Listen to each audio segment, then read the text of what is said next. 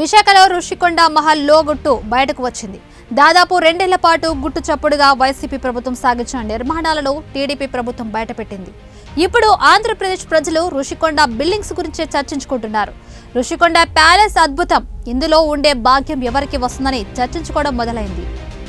రుషికొండ నుంచి విషయాలు బయటకు వచ్చిన తర్వాత సీఎం చంద్రబాబు నాయుడు సందర్శించేందుకు రెడీ అవుతున్నారు. అంతా అనుకున్నట్లు జరిగితే వచ్చే వారం విశాఖ వెళ్లి రుషికొండలో ఉన్న ఖరీదైన భవనాలు సందర్శించనున్నట్లు పార్టీ వర్గాలు చెబుతున్నాయి.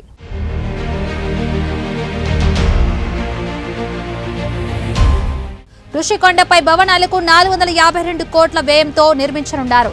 ఇప్పటికే కేవలం 407 కోట్లు మాత్రమే ఖర్చు చేశారు. ఇందులో సదుపాయాల గురించి చెప్పనక్కర్లేదు. దాదాపు 10,000 ఎకరాల్లో భారీ భవనాలను నిర్మించనున్నారు. ముఖ్యంగా దాదాపు 500 మంది సరిపోయే విధంగా భారీ సమావేశ మందిరం ఉంది.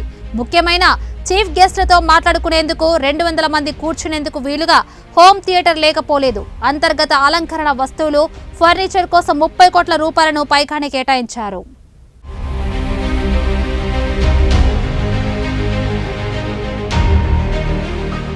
భవనాల బయట సముద్రం వ్యూ, సుందరమైన ల్యాండ్స్కేపింగ్, ఉద్యానవనాన్ని సుందరంగా తీర్చిదిద్దారు. విశాలమైన పడక గదులు, వాటికి తీసిపోని విధంగా స్నానాల గదులు, అత్యంతమైన ఖరీదైన మంచాలు, పరుపులు, బాత్ టబ్లు, కళ్ళు జిగేలుమనేలా షాండ్లియర్లు ఈ భవనాల సొంతం. అంతర్గత అలంకరణ కోసం ఏకంగా 1312 రకాల వస్తువులను ఉపయోగించారు. విదేశాల నుంచి తీసుకొచ్చిన పాలరాయిని ఇందులో వినియోగించుకున్నట్లు అక్కడి వర్కర్లు చెబుతున్నారు. భవనాల బయట సముద్రం వ్యూ, సుందరమైన ల్యాండ్స్కేపింగ్, ఉద్యానవనాన్ని సుందరంగా తీర్చిదిద్దారు.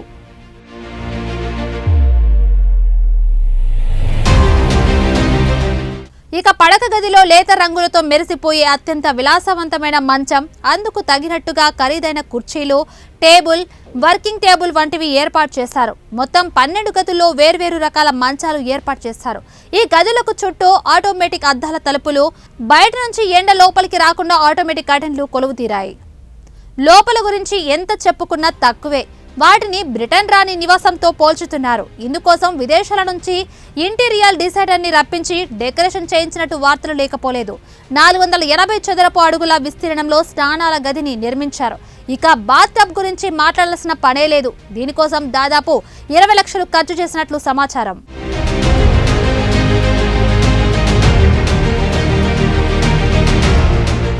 అసలే లోటు బడ్జెట్లో ఉన్న రాష్ట్రానికి ఇలాంటి భవనాలు అవసరమా అని ప్రభుత్వ పెద్దలు భావిస్తున్నారు. ఇలాంటి రీసార్ట్లు కొనసాగించాలన్నా వీటికి వచ్చే ఆదాయం కంటే మెయింటెనెన్స్ ఎక్కువ ఖర్చు అవుతుందని లెక్కలు వేస్తున్నాయి. ఈ భవనాలను ఏ విధంగా ఉపయోగించాలో తెలియక సతమతమవుతున్నారు. వైసీపీ ప్రభుత్వంలో కీలకంగా వ్యవహరించిన OIAS ద్వారా ఓ కమిటీ వేయించింది. అయితే రుషికొండపై భవనాలు ముఖ్యమంత్రి నివాసానికి అనుకూలమని సిఫార్సు చేయడం పెద్ద డ్రామాగా చెబుతున్నారు. దీనిపై వైసీపీ నేతలు కూడా తమదైన శైలిలో చెప్పుకొచ్చారు. విశాఖ సిటీకి రాష్ట్రపతి, ప్రధానమంత్రి, గవర్నర్, ముఖ్యమంత్రులకు ఎవరొచ్చినా సరైన భవనం లేదని విషయాన్ని గుర్తించి వీటిని నిర్మించిందంటూ కొత్త భాష్యం చెప్పేసింది వైసీసీయా మజాకా.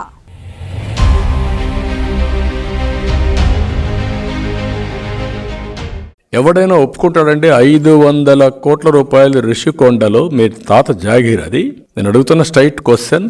టూరిజం పేరుతో 500 కోట్లు పెట్టి ఒక బంగ్లా కడతావా? నువ్వు బాధ్యత ఉందా నీకు? 500 కోట్లు ఏంటి? ఒక టూరిజం ఏంటి? హోటల్ కడితే రోజుకు రెంట్ ఎంత కట్టాలా? అది రెంట్కి ఇవ్వాలంటే కట్టాలి కదా. టూరిస్టులు ఎవడొచ్చినా 500 కోట్ల రూపాయలు ఒక బంగ్లాకు పెట్టి టూరిస్టులు వస్తారా? అంటే ఒక్కొక్కడు వచ్చి దినానికి ఎంత కట్టాలి? కోటికి కూడా కాదు, ఇంకా ఎక్కువ కట్టాలి.